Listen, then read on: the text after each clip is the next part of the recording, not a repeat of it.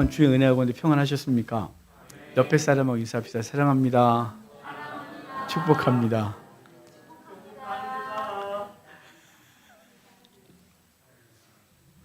제목이 있습니다. 제목 같이 읽겠습니다. 영광스러운 교회. 아멘. 오늘 우리 설립 25주년이거든요. 25년 전 11월 5일 날 광명시에서 개척을 했어요. 개척 얘기를 다 하시지만 그래도 처음 듣는 분이 계실 것 같고 말씀을 드리면, 제가 이제 원래는 전원교회를 하고 싶었었습니다.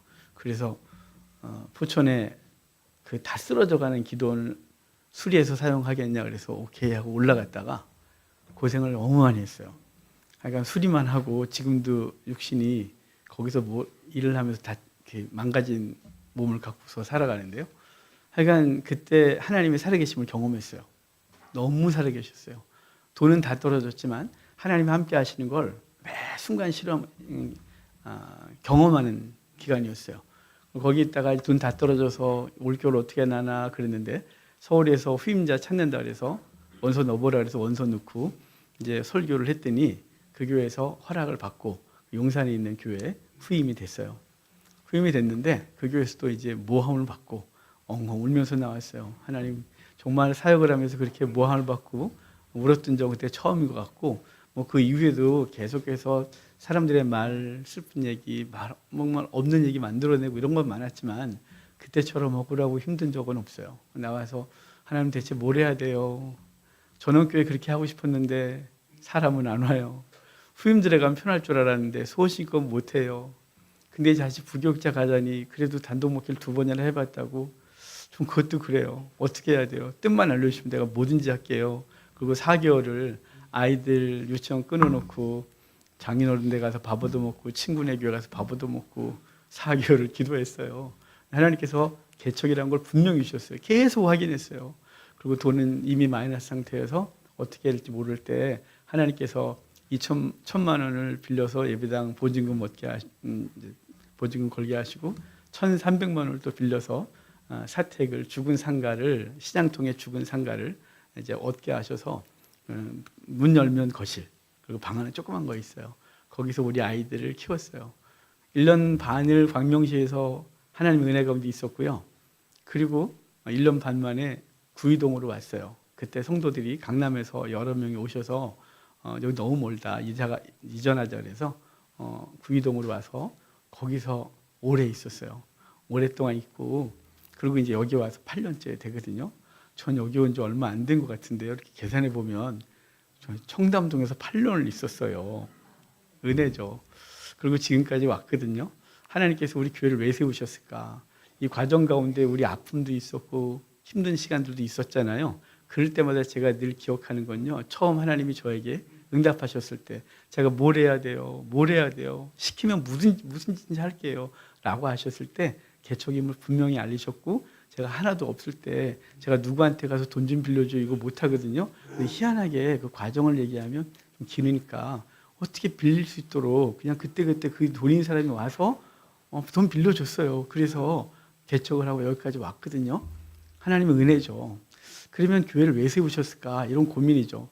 전 사실 저는 목회자감이 아니라고 하나님 앞에 투정 부려요. 그게 개척할 때부터 지금까지 똑같고요. 아마 은퇴할 때까지 그 투정거림이 계속될 것 같아요. 난 목사감이 아닌데요, 하나님. 전 목회자감이 아닌데요. 전 리더십도 없고요. 제가 뭔가 사람들을 막 이끌어가면 사람도 안 되고요. 전 대체 왜 목사로 삼으셔서 이곳까지 오게 하셨습니까? 이런 질문을 자주 하거든요. 그런데도 하나님은 당신의 일을 계속해서 지금까지 오게 하셨고 앞으로도 하게 하시겠죠. 그럼 왜 교회를 세우셨냐 이거죠. 그럼 교회는 이 땅에서 무엇을 하느냐라고 하는 거예요. 그러니까 저와 여러분이 저에게 힘이 되셔서 함께 일을 진행하는데요, 왜 교회는 여기 존재해야 되며 이 교회는 왜 유지되어야 되느냐라고 하는 얘기죠. 그래서 항상 설립주일이 되면 어떤 말씀을 전할까 하다가, 원래는 이 본문 말고 창세기 2장에서 남자와 여자를 만드심, 그리고 뼈 중에 뼈, 살 중에 살, 이런 얘기를 하시면서 이제 그리스도와 성도의 사이를 그것으로 예표한 것들을 신약에서 찾으려고 했었어요. 그런데 주중에 그걸 계속 묵상하다가 이제 주 후반에 와서 이 본문이 다시 기억이 나는 거예요. 영광스러운 교회. 그래, 얼마나 영광스러운가죠. 오늘 우리 김 집사가 기도할 때 작은 교회들, 정말 미자립 교회가 담임 목사 혼자서 아무도 없는 곳에서 설교하고 때로는 가족끼리 예배하고, 제가 어제 우연치 않게 저희 스승님이 개척한 교회를 유튜브에서 봤어요. 근데 그분이 탁월하신 분이거든요. 서울대 나오시고 합신 나오시고 독일에서 박사가 되셔서 교수하시고 총장까지 하셨던 분이세요. 근데 그분이 유튜브에 나왔는데 보니까 가정에서 예배 드리시고 있는 거예요. 저한테는 굉장히 충격이죠. 왜냐하면 그분 정도면 이미 세상에서 알아주시는 분이, 그런데 그분이 이제 어느 시점에서 은퇴를 하시고 그리고 가정에서 여전히 하나님 앞에서 말씀을 선포하시는 걸 우연치 않게 봤어요. 이렇게 어떻게 알고리즘이 연결되어 있는지 너무 은혜됐어요, 저는. 왜냐하면 그분은 항상 남들한테 존경받고 막 이렇게 추앙받는 분이셨거든요. 그분의 제자가 된 것이 영광스럽고 했던 것이었거든요. 그분도 지금 현실이 왜 그런지 모르지만 조그만 자신의 거실에서 이렇게 들리는 소리가 있잖아요. 아멘 소리 이런 거. 근데 몇 명 안 되는 것 같은 거예요. 가족들끼리 거실에서 예배하는데 그분이 이제 탁자에 앉아서 설교하시는데 너무 존경스러운 거예요. 그래서 너무 존경스럽다. 왜냐하면 우리는 화려한 것을 보여주고 싶지, 당신이 은퇴하고 나서 남들 앞에 그런 초라한 모습으로 설교라는 것을 보여주고 싶은 생각은 없으시겠죠. 하지만 그분은 이 땅에 말씀을 전하시는 것이 사명이고 말씀을 바로 선포하겠다고 해서 글을 하고 있다고 믿어요. 그래서 한번 찾아뵈야겠다 생각하거든요. 제가 학교 다닐 때 그분하고 개인적 대화를 요만큼도 못 해봤어요. 왜냐하면 제가 선생님을 무서워하고 사람 앞에 어떻게 할 줄 모르는데요. 저희가 포천 기도원 할 때 돈 떨어져서 어쩔 줄 모를 때 그분이 오셔갖고 두둑하게 헌금하고 가셨어요. 개인적 대화를 한 번도 해본 적이 없는데 그분이 왜 왔는지 저는 지금도 궁금해요. 왜 오셨었는지, 왜 와서 헌금을 하고 하셨는지 저는 알 수가 없어요. 되게 궁금했는데 그냥 감사해서 받았죠. 늘 궁금한데 이제 은혜를 갚을 때가 됐나 보다. 그래서 연락드리고 찾아볼까 생각하거든요. 그런 교회도 영광스러운 교회예요. 비록 지하에서 아무도 알아주지 않아도 영광스러운 교회죠. 선교지에서 그 박해받고 그래서 소리를 바깥으로 못 내고 철저히 소리를 방음을 하고 예배를 드려도, 그리고 하나님이라면 이런 못 부르고 그래도 거기서 영광스러운 교회죠. 북한에 있는 교회들, 지하교회, 전 지하라고 생각하지만 그들이 들판에서 또 광야, 그 아무도 없는 곳에서 북한의 노래에다가 그 음에다가 개사를 해서 찬송을 부르고 말씀을 암송하면서 하나님을 예배하고 있는 그 땅, 이 모든 곳이 다 어떻게 할까요? 영광스러운 교회예요. 우리가 보기에는 대형교회, 웨모드 교회가 영광스러워 보이지만 사실은 하나님이 함께 하시고 예배하는 모든 곳마다 영광스럽다는 거죠. 그 영광스러운 교회는 어떠냐라는 얘기를 오늘 본문이 하거든요. 12장에 이제 한 상징적인 것들이 등장하는데요. 12장 전에 무슨 얘기가 있었냐면 이제 8장과 9장에서 일곱 나팔이 불러지는데 그 나팔이 불러질 때마다 세상이 3분의 1씩 해를 당해요. 물이 해를 당하고 그리고 공기가 해를 당하고 또 여러 가지가 3분의 1씩 해를 당하는데 그것 때문에 아무도 회개하지 않더라라는 게 9장 결론이었어요. 그래서 10장에 주님은 요한에게 말씀을 받아 먹게 하고 그 말씀을 받아 먹은 사람은 나가서 전도하라는 거죠. 그래서 11장에 2명의 증인이 나가서 복음 전하지만 그 복음 증거가 당장 열매를 맺지 못하고 도리어 무정에서 올라온 짐승에 의하여 2 증인은 죽어요. 그리고 사흘 반 동안 널브러져서 수치스러운 죽음을 경험하거든요. 그런 그 속에서 나중에 3일 반이 지난 이후에 하나님 그들을 살려 하나님 보좌 앞으로 인도하는 얘기가 11장까지 얘기해요. 12장에 오면 그러면 우리가 뭘 해야 되느냐 얘기를 해주고 있는 거거든요. 2명의 증인을 다시 구체화하고 더 풍성하게 얘기해 주는 게 12장이에요. 자, 12장 얘기를 한번 좀 볼까요? 12장 1절 같이 봅시다. 하늘에 큰 이적이 보이니 해를 옷 입은 한 여자가 있는데 그 발 아래에는 달이 있고 그 머리에는 12별의 관을 썼더라. 큰 이적이 보였다 그래요. 크다 그러거든요. 근데 그 이적이라고 표현해요. 요한이 사용하는 단어예요.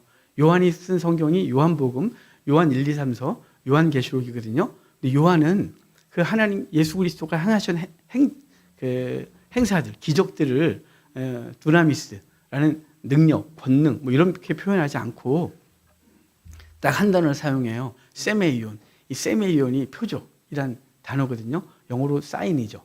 사인, 표적, 세메이온은요.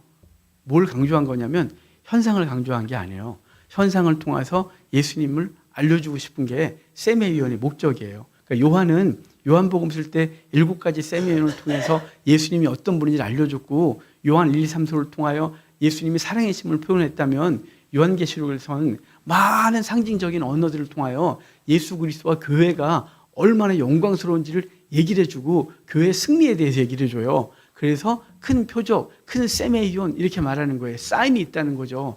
근데 그 사인 중에 첫 번째가 뭐냐면 한 여자에 대한 모습이에요. 여자에 대한 모습이 그 여인은 해를 옷 입고 달을 발 아래 두고 12별의 관을 썼대요. 자, 지금 이제 보이세요? 한 여자가 있는데 머리에는 12별로 된 관을 쓰고 그 주변에는 해를 옷 입었다 이 말은 광채가 나고 그리고 그 발에는 달을 깔고 있다 이런 뜻이죠. 이 여인은요 교회를 상징해요. 구약교회예요. 구약교회인데 왜 그러면 이 해와 달과 12별이 구약교회냐? 창세기 38장 보면요, 37장 보면 요셉이 꿈을 꿔요. 두 번의 꿈을 꾸거든요. 첫 번째 꿈은 12곡식단이 있는데 자기 곡식단 하나, 11곡식단이 자신에게 절하는 꿈을 먼저 꾸고 두 번째 꿈이 해와 달과 11별이 자기에게 절하는 꿈을 꾼 것이죠. 이것은 나중에 되어질 일을 예표한 거예요. 나중에 그 기근 때에 이집트로 곡식을 사러 왔을 때 그 11형제가 두 번째 와서 자신에게 절하는 게 첫 번째 꿈의 성취였고요. 마지막에는 아버지와 엄마와 그리고 비록 이 요셉의 엄마는 죽었지만 그 엄마들이 더 오잖아요. 그래서 70명이 와서 자신에게 절하는 것을 예표했던 사건이에요. 그러니까 거기 해, 달, 12별은 바로 이스라엘을 말하는 거예요. 야곱의 12아들을 통하여 나라가 만들어졌고 이것을 구약교회라 그래요. 구약교회가 만들어졌고 구약교회는 계속해서 메시아를 계시하고 메시아를 낳기 위하여 애쓰는 교회로 묘사되죠. 그러니까 여기 큰 이적이 있다, 사인이 있다 이 말은 이스라엘 사람들이 다 알고 있는 해, 달, 12별이 갖고 있는 이스라엘을 상징하고요. 그 이스라엘은 바로 아름다움, 그 영광스러움을 다시 표현하고 있는 거죠. 자, 2절 좀 볼까요? 2절 같이 봐요. 이 여자가 아이를 베어 해산하게 되매 아파서 애를 쓰며 부르짖더라. 자, 이 여자 구약교회가 아이를 잉태하고 해산하는 과정이 있는 거예요. 이 과정이 예수님께서 태어나는 과정까지를 전체를 얘기를 한 거거든요. 구약교회는 아이를 잉태해요. 언제 잉태했냐면 매번 말씀드리지만 창세기 3장 15절에서 잉태해요. 여인의 후손이 올 것을. 그래서 그걸 잉태하고 그 약속을 받아들고 여인의 후손을 계속해서 기다리는 거죠.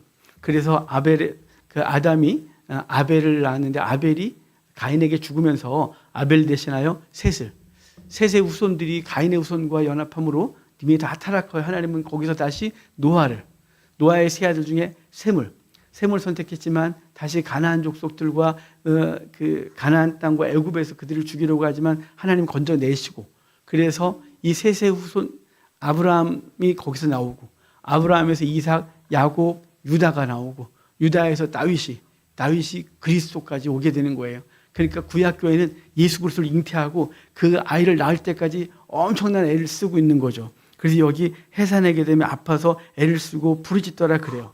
그러니까 잉태하고 낳는 동안 구약교회는 엄청난 고통을 겪었어요. 왜냐하면 사단이 메시아를 낳지 못하게 하기 위하여 구약교회를 박해하는 거죠. 그래서 유대인을 멸하려고 하고 이스라엘 멸하려고 하고 남자아이들 모두 죽이려고 하고 했던 모든 계획들은 메시아가 약속받았고 구약교회는 메시아를 낳아야 되는데 메시아를 못 낳도록 사단이 계속해서 방해했던 사건이에요. 그래서 여자가 잉태하고 그 고통으로 부르짖었다 이렇게 말하는 건 그리스도가 오실 때까지 구약교회가 어떤 일을 겪었는지를 다 말하고 있는 거죠. 그럼 3절 볼까요? 3절 같이 읽어요.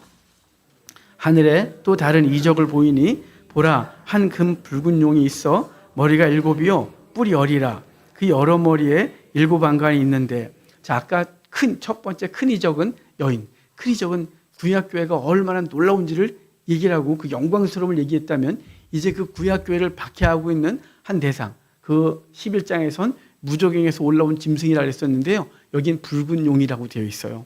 이 붉은 용, 한 큰 붉은 용인데 얘 모습이 있죠. 이제 붉다, 그리고 뿔이 열이다, 머리가 일곱이다. 맞죠? 뿔이 열, 머리가 일곱 그러는데 뿔하고 머리하고 숫자가 바뀌었을까 봐. 자, 지금 이걸 상징하는 게 있어요. 왜 얘는 붉은 용이냐면요. 이 붉은 용에 대해서 앞뒤로 쭉 얘기를 하는 거 보면 얘는 성도를 죽였고 그 피가 그에게 묻어있기 때문에 붉은 용인 거예요. 비록 구약에서는 용이 용이라고 말하고 리와야단 이렇게 표현할 때 애굽의 그 나일 악어를 말해요. 현상적으로는. 근데 그게 워낙 무섭고 그렇기 때문에 그 나일 악어는 곧 애굽의 바로를 상징했고 그리고 사단을 상징하는 용으로 계속해서 변천해 와요. 시작이 오면 당연히 이 용, 악어는 바로 사단을 상징하는 거죠. 그가 물어뜯고 성도를 죽임으로 그가 붉은 용이 됐고 그리고 그가 뿔이 열, 머리가 일곱 그러는데요. 뿔이 열이다 이 말은 히브리 문학에서 10이 갖고 있는 상징성이 있어요. 10은 많다 이런 뜻이거든요. 그러니까 걔가 권세가 많은 거예요. 에베소서에서 사단을 뭐라 했냐면 공중권세 잡은 자라 그래요. 그 권세를 가지고 흔들어 놓는 거죠. 이 땅의 모든 권세를 걔가 갖고 있는 거예요. 사단이. 그래서 돈의 권세를 가지고 흔들고 권력의 권세를 갖고 흔들고 쾌락으로 우리를 흔들고 그래서 교회가 유혹을 받고 사람들이 유혹을 받고 넘어지기를 바라는 게 사단의 짓이거든요. 그러니까 우리는 늘 그 사단의 권세 앞에 우리 어쩔 줄 모르는 거죠. 돈의 권세 앞에, 명예의 권세 앞에, 쾌락의 권세 앞에, 사람들의 평가의 권세라는 것에 우리는 늘 짓눌려 살아요. 그래서 권세가 많다가 열 뿔이에요. 그리고 일곱이, 머리가 일곱이라는 건 일곱은 완전수거든요. 그의 지혜를 말해요. 사단의 지혜가 탁월하거든요. 성도를 유혹하여 넘어뜨리는데 탁월합니다. 우리가 그래서 깨어 있어야 되는 건 이것이 유혹인지 은혜인지를 늘 구분해야 되거든요. 누군가가 우리에게 돈을 왕창 주면 이게 유혹인지 복인지 모를 때 있잖아요. 누군가가 우리에게 성공의 기회를 제공하면 이게 유혹인지 하나님께서 주신 은혜이고 기회인지를 늘 구분해야 되거든요. 근데 우리는 사단은 우리의 이 탐욕을 유혹해서 덥석덥석 잡게 해요. 그리고 결국은 그 덥석 잡은 것은 우리로 사망에 이르게 하는 거죠. 요즘 캄보디아 사태가 굉장히 사회 문제 됐잖아요.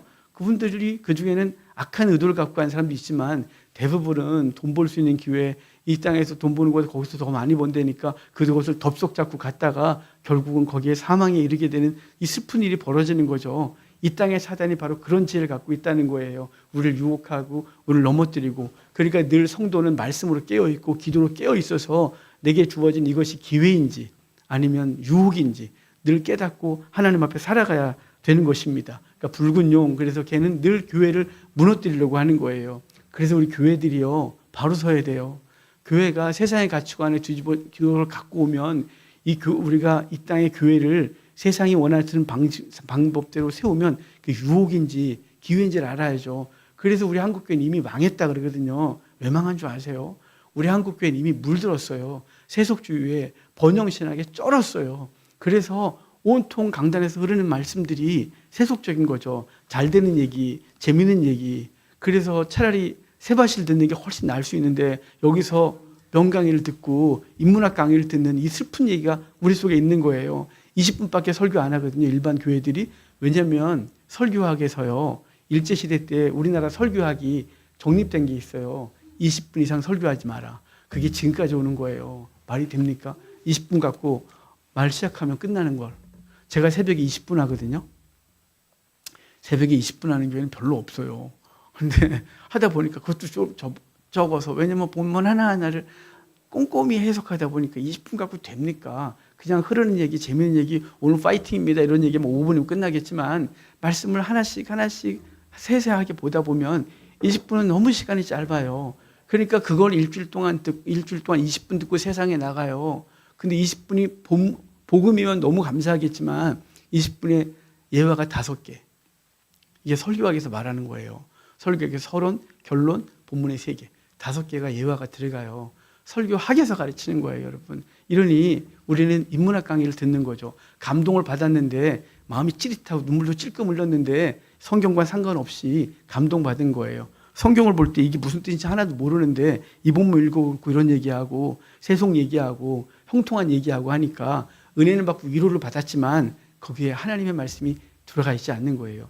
그래서 교회는 세속화됐고 세상의 기준이 교회를 가득한 거예요. 그래서 설교에서 한 번 울리고 몇 번 웃기고 이러면서 설교 성공했다고 하는 이 비참한 설교와 제가 설교학했잖아요. 그런 얘기 들을 때마다 너무 답답해요. 어쩜 이럴까? 우리는 어쩜 이렇게 사람들의 기준에 맞춰서 사람들의 귀를 간지럽히는 얘기를 하는 것으로 설교학이 정립됐을까? 이 설교학을 듣고 세상에 나가 있는 모든 목사님들은 당연히 그것이 정답인 줄 알고 그렇게 배운 대로 하니까 강단에서 꾸정물이 흐르고 그 꾸정물 먹은 영혼들은 건강할 수가 없는 거죠. 비록 맛없어도 건강에 좋은 거, 맛없어도 바른 거 먹었어야 우리가 세상에 나가서 성도답게 살 수 있는데 세상은 이미 교회 안에 쑥 들어와서 사단 우리를 붉은 용이 머리 10개, 뿔 10개 갖고 머리가 7개인 게 우리에게 이미 교회를 오염시켜서 바른 말씀이 아닌 것이 우리 속에 팽배해져 있고 그 말씀이 진리인 양 우리는 오염되어 있단 말이에요. 여러분 깨어있지 않으면 구분할 수가 없어요. 깨어나십시오. 하나님의 말씀으로 깨어나고 뭐가 옳은지 뭐가 그른지 뭐가 본질인지 깨닫지 않으면 우리는 그 시류에 휩쓸려서 다 망하는 거예요. 한국교회가 지금 300만 됐대요. 이번 주에 들은 통계예요. 저 너무 슬펐어요. 코로나 전에 600만이었거든요. 600만 이단 다 포함이에요. 근데 코로나 끝나고 얼마 전에 대학 교수하는 친구한테 들었는데 지금 한국교회 몇 명인 줄 알아? 그래서 600만? 한 500만 됐을까? 좀 줄었으면 300만. 그러는데요. 제가 너무 충격받았어요. 300만이면요. 100명 중에 5명밖에 안 되는 거예요. 그래서 주변에 크리스찬을 찾으시나요? 예전 교회 다녔대요. 나 예전에 교회 좀 다녔어야지. 현재 크리스찬이란 없는 거예요. 왜냐면 100명 중에 5명이니 얼마나 희박해졌어요. 초등학교 가면 애들 중에 예전엔 다 교회 다녔어요. 지금은요. 교회 다니는 애 찾기가 어려워졌어요. 이미 한국교회는 망했어요. 근데 아직 희망이 있다고 제가 맨날 외치잖아요. 왜냐하면 여러분과 제가 있어요. 말씀을 깨달은 사람이 있어요. 아직 그 심령이 불타는 성도들이 있어요. 아직 있을 때 정화시켜야죠. 뭐가 잘못됐다고 외쳐야죠. 교회가 외치지 않으면 다 잠들고 있어서 그냥 그러려니 하고 가고 있는 거예요. 맨날 외치면 이상한 소리 듣거든요. 왜 지만 잘났다고 저렇게 떠들어? 왜 저러는 거야? 라고 하지만 그 소리를 자꾸 듣다 보면 자기가 어떤 상태인지 알게 되거든요. 그래서 교회는 광야에서 외치는 자의 소리가 되어야 되는 거예요. 여러분이 외치고 여러분이 마음속에서 뭐가 본질인지 뭐가 성경적인지를 늘 깨닫질 않으면 생각하질 않으면 우리는 그냥 종교생이 하라는 거예요. 종교인으로 살다가 끝나는 거예요. 여러분. 이게 얼마나 슬픈 거예요. 생명이 없는데 생명이 없잖아요. 얼마 전에 어떤 목사님이 강의를 하시는데 자기의 가족살 얘기를 하는 거예요. 집안이 다 목사래요. 어른들이 자기 선조들이 다 목사님이래요. 놀랍죠? 그리고 자기 형제들도 목사들이 대부분이래요. 근데 그 다음 때가 문제인 거예요. 자신의 자녀들과 그 대가 태반은 교회를 안 다니는 것 같은 거예요. 제가 그 소리를 듣는데요. 그래서 자기가 회개하고 있는 거예요. 우리가 열심히 가르쳤지만 이 아이들이 세상에 다 물들었다는 거죠. 그래서 가르쳐야 되는데 쉽지 않다는 거예요. 이미 어릴 때 하나님 앞에서 떠났기 때문에 이게 다시 돌아오는 게 너무 힘든 거죠. 한국교회가 이렇게 비참해진 거예요. 우리는 장인이 대를 이어서 거룩한 하나님의 말씀이 그 집안을 명문가정 되게 하는 것이 우리가 생각하고 있는 것인데 어느 날 보니까 목회자 자녀들까지도 명문가정이 아니라 세속가정이 되어 있는 이 슬픈 현실을 우리는 경험하고 있는 거예요. 이게 미국 교회가 지금 그렇게 됐고요. 미국 교회가 그동안은 전도는 안 돼도 계속 신앙 가문이면 그 가문들이 계속 교회를 다녔어요. 근데 지금도 이미 미국은 전부터 그 자녀들까지도 교회를 떠났어요. 그게 남 얘기였거든요. 근데 한국 교회가 지금 그렇게 되고 있는 거예요. 얼마나 슬프고 비참해요. 사단의 유혹에 우리 다 넘어간 거예요. 우리가 세속화됐거든요. 우리가 하나님 앞에서 본질을 붙들고 이게 옳습니다라고 딱 목숨 걸고 살았어야 되는데 우리가 적당히 타협함으로 우리 다음 세대들은 적당히가 아니라 완전히 타협해버려서 사단의 미혹 앞에 완전히 넘어져 있는 거예요.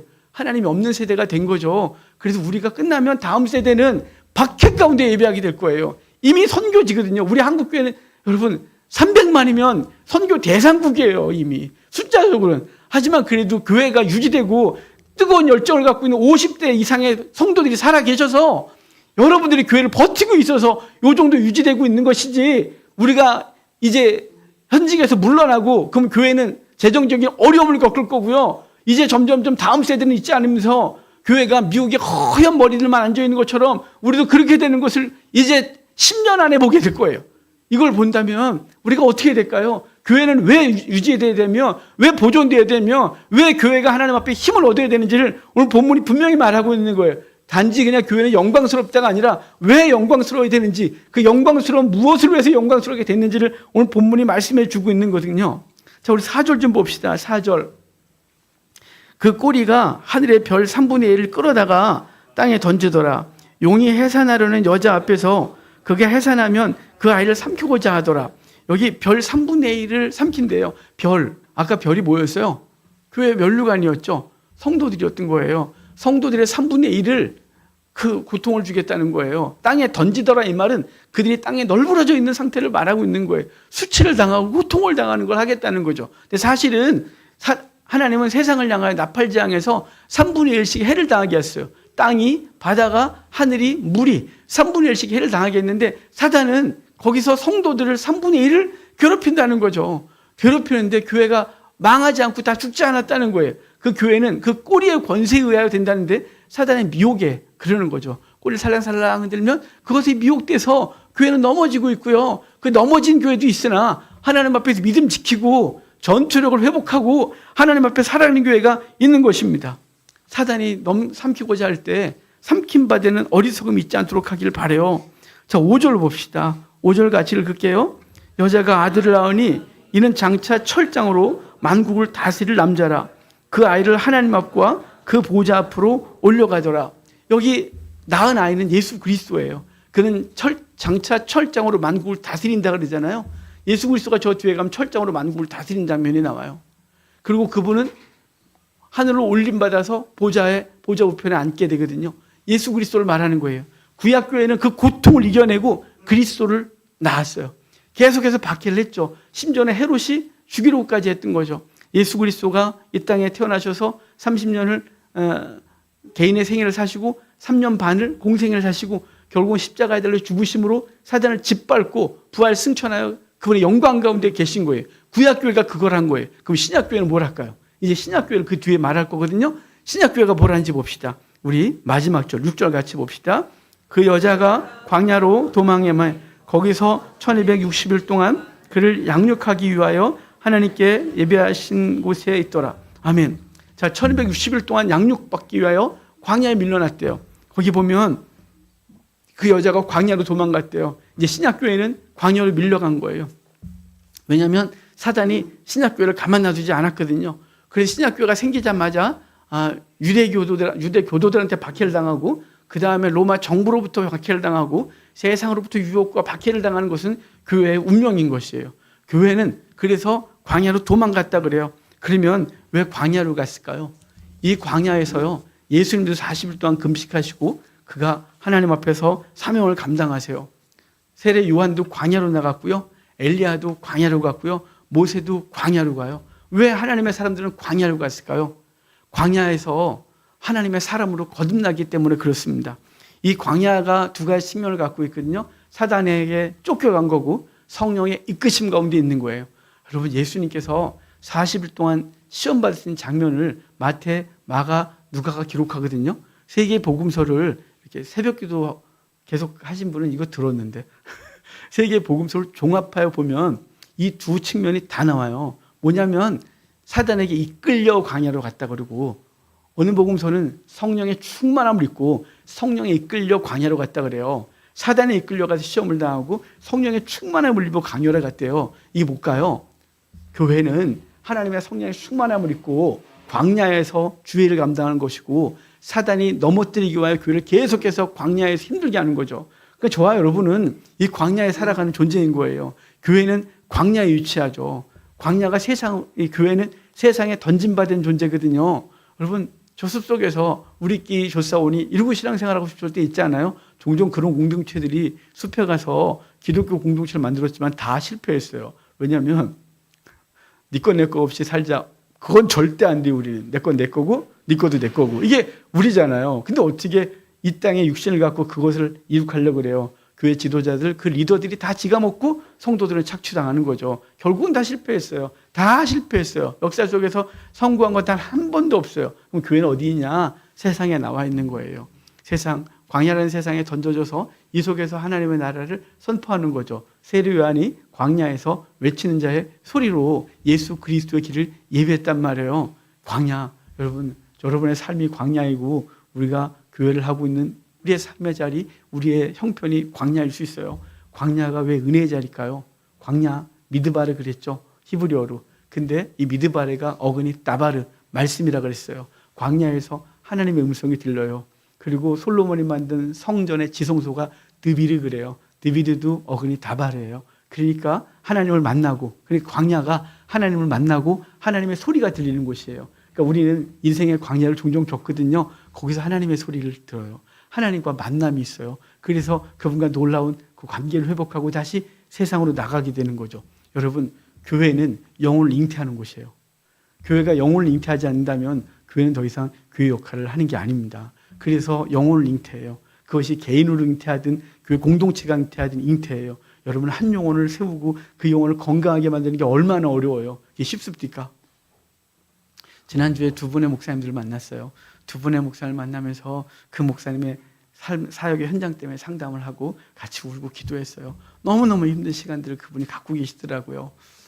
그런데 어찌됐거나 그분들이 그 영혼을 품고 그 영혼 때문에 상처를 받고 영혼 때문에 아파하고 있는 것을 막 상담하고 막 씩씩거리고 오셔서 제가 상담하고 제가 했던 방식을 알려드렸어요. 그래서 가서 해봐요. 그랬더니 그분이 했대요. 그래서 어제 저녁에 밤늦게 전화가 왔어요. 목사님. 그래서 걱정이 덜컹한 거예요. 혹시나 또 뭔 문제가 생겼나. 그랬더니 목사님 시킨 대로 그분과 만나서 그랬는데 그분이 너무 행복해 하시고 그분이 다시 열심히 하기로 했어요. 그래서 잘했어요. 너무 잘했어요.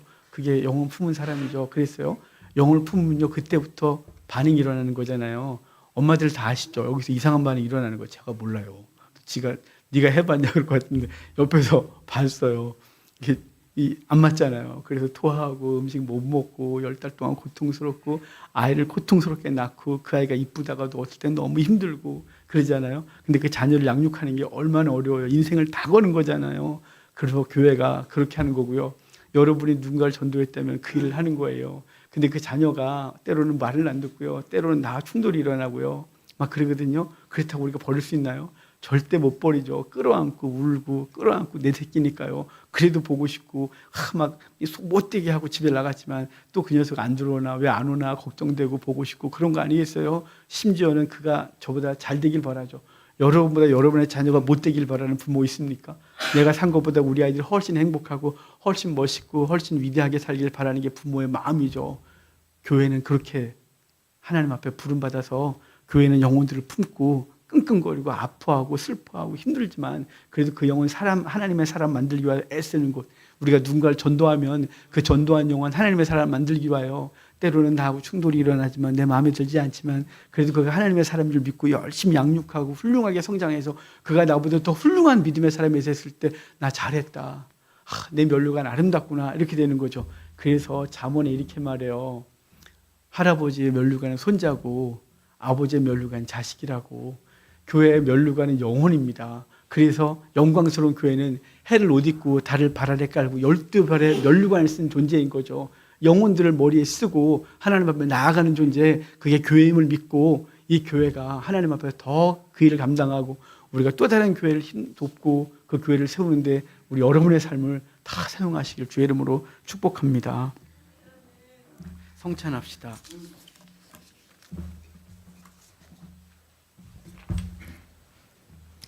찬송가 346장입니다.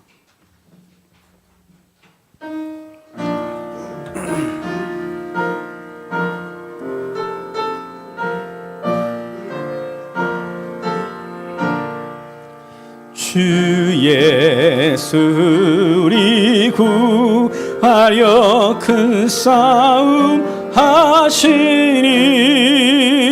주 십자가를 따라서 나갈 자 누구랴.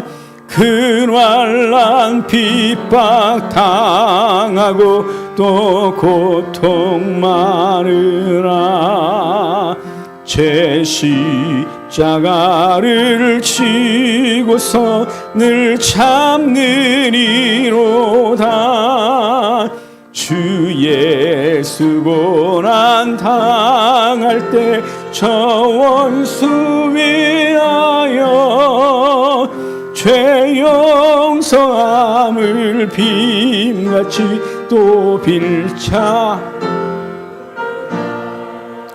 저 순교자가 죽을 때 그 원수 사하고 제 영혼 부탁했으니 주 따르리로다. 저 택함 받은 사도들 주 성령 받으르 그날난 고통 당할 때 다 참고 이겼네.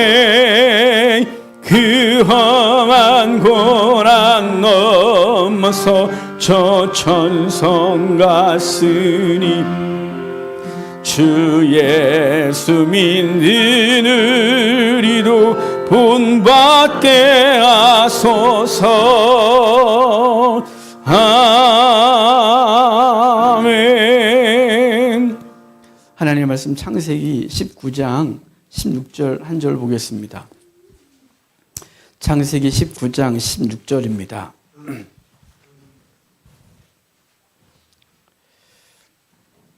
제가 읽어드리겠습니다. 그러나 롯이 지체하며 그 사람들이 롯의 손과 그 아내의 손과 두 딸의 손을 잡아 인도하여 성 밖에 두니 여호와께서 그에게 자비를 더하심이었더라. 이 장면은 아브라함에게 18장에서 아들을 낳을 거라고 예고해 주시고 소돔과 고모라를 멸망시켰다고 예고하세요. 그래서 아브라함이 하나님 앞에 의인과 함께 악인을 멸하실 때 의인도 멸하는 걸 정의롭지 못합니다. 그래서 50명부터 10명까지 낮춰놨거든요.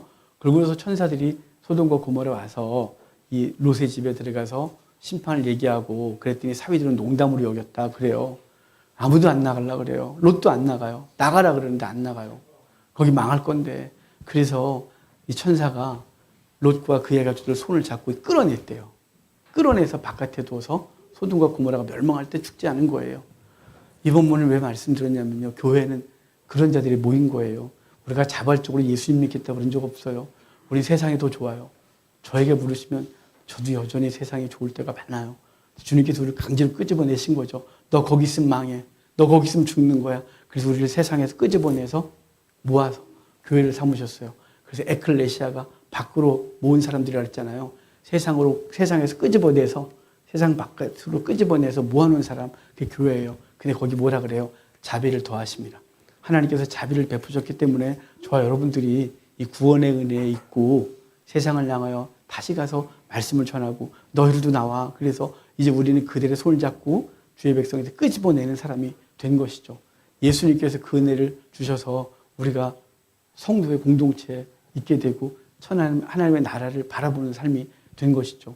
여러분 주의 은혜를 오늘도 기억하고 감사하고 이제 우리를 끄집어내신 주의 은혜, 이제 그 은혜를 가지고 우리도 우리에게 맡겨진 영혼들을 끄집어내고 하나님 앞에 세우고 그래서 그도 구원받게 하는 우리가 되기를 주의 이름으로 축복합니다. 성찬하겠습니다. 이 무교병은 출애굽할 때 처음으로 제정되고 그때부터 먹었습니다. 무교병을 구울 때 주의사항이 있습니다. 하나는 누룩을 넣지 않습니다. 누룩은 죄를 상징하기 때문에 넣지 않고, 두 번째는 거뭇거뭇하게 굽습니다. 예수님이 불의 고난을 당하신 것을 의미합니다. 그리고 이것을 구울 때 구멍을 많이 뚫게 했습니다. 그것은 예수님이 십자가에 달리시고 옆구리를 찔리심을 의미합니다. 이것을 먹을 때 가장이 가족에게, 주인이 손님에게 나눠주게 했습니다. 이걸 일주일 동안 무교절 기간 내내 이것과 쓴나물을 먹으면서 하나님의 은혜를 기억했는데, 그들이 예수 그리스도를 믿는 순간, 크리스찬이 되는 순간 그냥 깨닫습니다. 죄 없으신 예수님이 우리를 위하여 우리가 당할 불시험을 그분이 당하시고 그분이 나를 위하여 찔리시며 그분이 자신의 몸을 떼어주셨음을, 사단에게 진 것이 아니라 자발적으로 자신을 찢어 우리에게 주어 우리를 살게 하셨음을 기억합니다. 오늘도 이 떡을 대하면서 예수님의 은혜가 내게 있고 그 은혜로 내가 살았음을 기억하고, 나도 자발적으로 돌아가서 내게 맡겨준 영혼들, 살아야 될 영혼들, 살려야 될 영혼들에게 자신의 몸을 뜯어주는 마음으로 삶을 사는 날 되기를 바랍니다.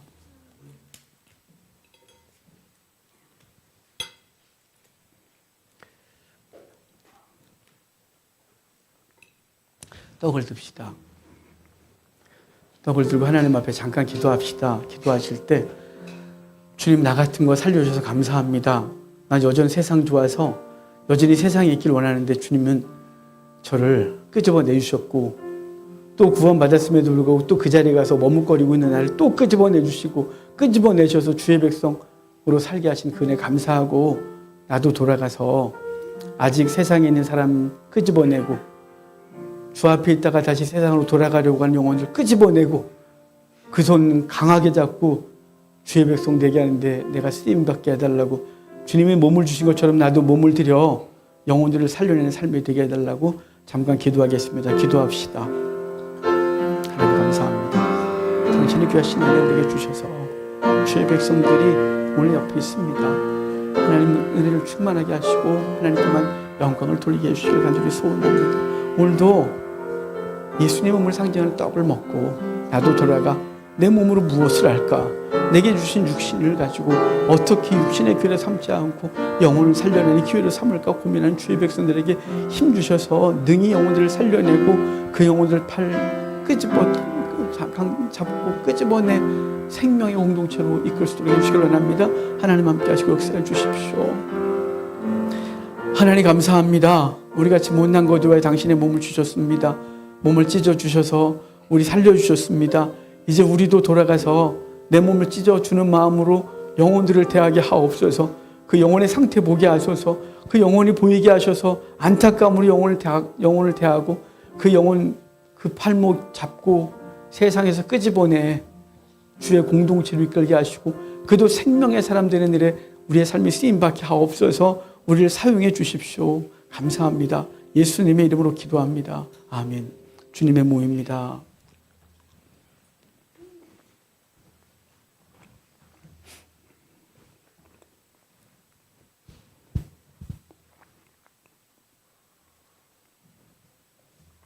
구약에서는 물과 피로 영혼들을 정결케 하고 새롭게 했습니다. 예수님 십자가에서 물과 피를 다 쏟아 그것을 이루셨습니다. 이제 우리도 주님께서 당신의 모든 걸 쏟아서 우리의 허물을 닦으시고 용서하시고 생명 주신 것처럼 우리도 돌아가서 나와 함께하고 있는 사람들의 허물을 들추어내고 지적하고 정죄하는 게 아니라 그 죄를 씻어주고 감싸주고 용서하고 사랑하는 삶을 사는 우리가 되도록 합시다.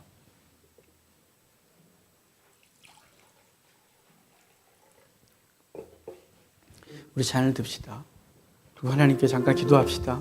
주님, 나도 주님 닮게 해달라고, 열정 다하여 영혼을 살려내게 해달라고, 마음 저 깊은 곳에서 미움들 정죄하며 많은 우리들 용서해 주시고 정죄하고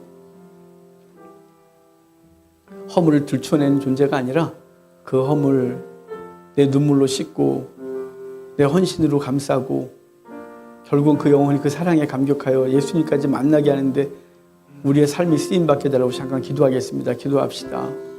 하나님 감사합니다. 주님, 우리 정말 못됐습니다. 주님의 은혜는 무한히 받지만 그 은혜를 실현하기는 그렇게 인색합니다. 주님께 은혜를 수도 없이 구하지만 누군가에게 은혜를 베푸는 건 그렇게 인색할 수가 없습니다. 1만 달란트 탕감받았는데 100데나리온 용서 못하는 우리의 모습이 있습니다. 주님 불쌍히 여겨주시고 하나님 죄를 들추어내고 허물하고 비난하는 삶에서 끌어안고 용서하고 사랑하는 삶이 되도록 해주십시오. 그래서 내게 맡겨진 영혼들을 살려내는 우리가 되게 해주십시오. 감사합니다. 하나님 감사합니다. 오늘도 우리에게 예수님의 놀라운 은혜 다시 기억하게 하시고 그것을 우리의 삶에 실천할 수 있는 용기 주셔서 감사합니다.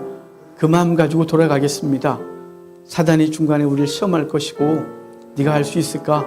라는 마음 줄 거고 그 영혼 끌어안으려고 그러면 다시 허물이 보이게 할 텐데 하나님 주의 눈으로 그 영혼 보게 하시고 그 허물 감싸고 용서하고 씻어내고 우리의 헌신으로 그를 살려내는 우리가 되게 하셔서 함께 천국 백성 되는 일에 우리가 쓰임받게 하옵소서. 주님 우리를 지켜주시옵소서. 감사합니다. 예수님의 이름으로 기도합니다. 아멘. 주님의 피입니다.